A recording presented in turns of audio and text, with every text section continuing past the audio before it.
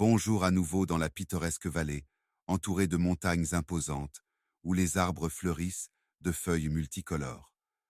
La ville de la vallée enchantée vous invite à une nouvelle aventure avec nos courageux héros, Léo et Nathan. Bien sûr, leurs parents ne peuvent pas manquer. Après tout, les garçons ont 8 et 4 ans.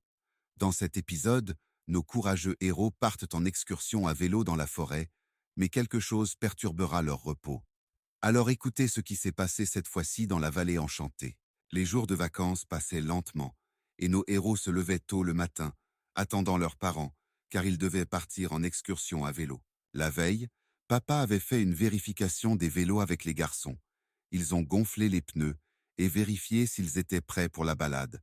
Heureusement, tout était en ordre, et ils pouvaient partir en excursion aujourd'hui. Maman avait quant à elle préparé dans un sac à dos tout le nécessaire pour le pique-nique. Des boissons, une couverture et bien sûr des collations saines. La famille prête est partie en excursion. Papa avait prévu qu'ils iraient dans la forêt, puis tourneraient à droite le long du ruisseau pour arriver à une belle clairière avec une petite cascade. Là, ils devaient étendre la couverture et profiter de la nature. En chemin, Nathan demandait sans cesse « On est encore loin ?» Les parents répondaient qu'ils venaient juste de partir et qu'ils avaient encore un bon bout de chemin à faire. « Mes jambes me font déjà mal et j'ai faim », râlait Nathan tout le temps. Ce n'est qu'après être entré dans la forêt que le sourire est revenu sur le visage de Nathan.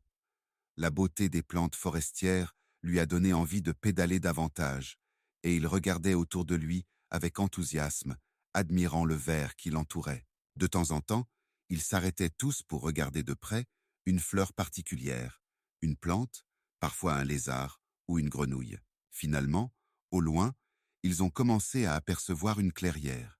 Les arbres laissaient place à une belle herbe verte et à des fleurs multicolores. Cela signifiait que notre famille était arrivée à destination. À première vue, l'endroit avait l'air merveilleux.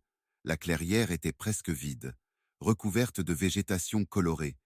Mais quelque chose n'allait pas, selon Léo, qui commençait à regarder de plus en plus autour de lui. « Papa, qu'est-ce que c'est que ça? Pourquoi il y a des déchets ici?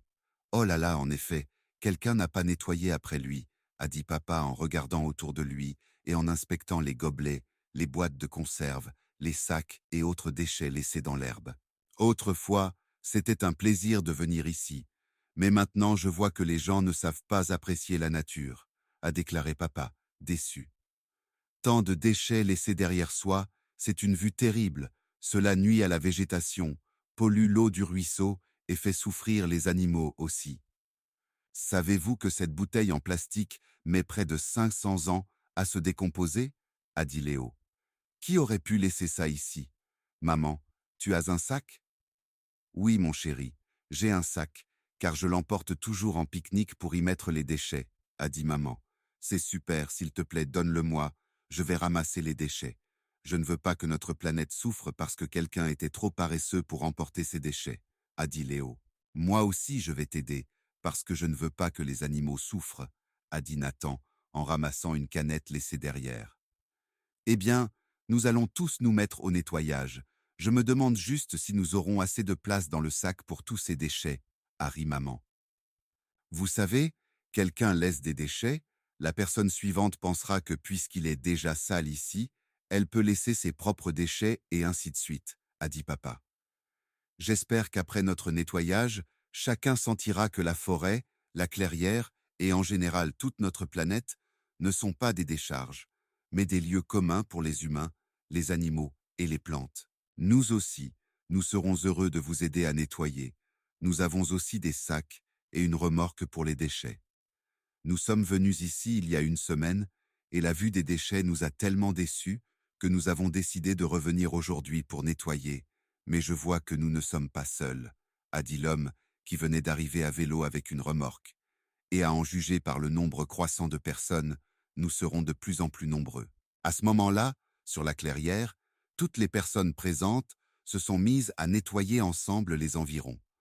En quelques dizaines de minutes, la clairière commençait à ressembler à un bel endroit pour se reposer. Et la montagne de déchets ramassés était déjà impressionnante. Tous les participants au nettoyage étaient très satisfaits.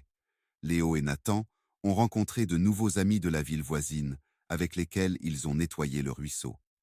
Les parents étaient fiers de leurs enfants, à qui la préservation de la planète tenait à cœur. Il suffit juste de ramasser après soi et de ne pas détruire la beauté de la nature qui nous entoure. Sur le chemin du retour, nos héros ont décidé de se récompenser par une glace pour laquelle tous les participants au nettoyage se sont rendus ensemble. À la prochaine fois.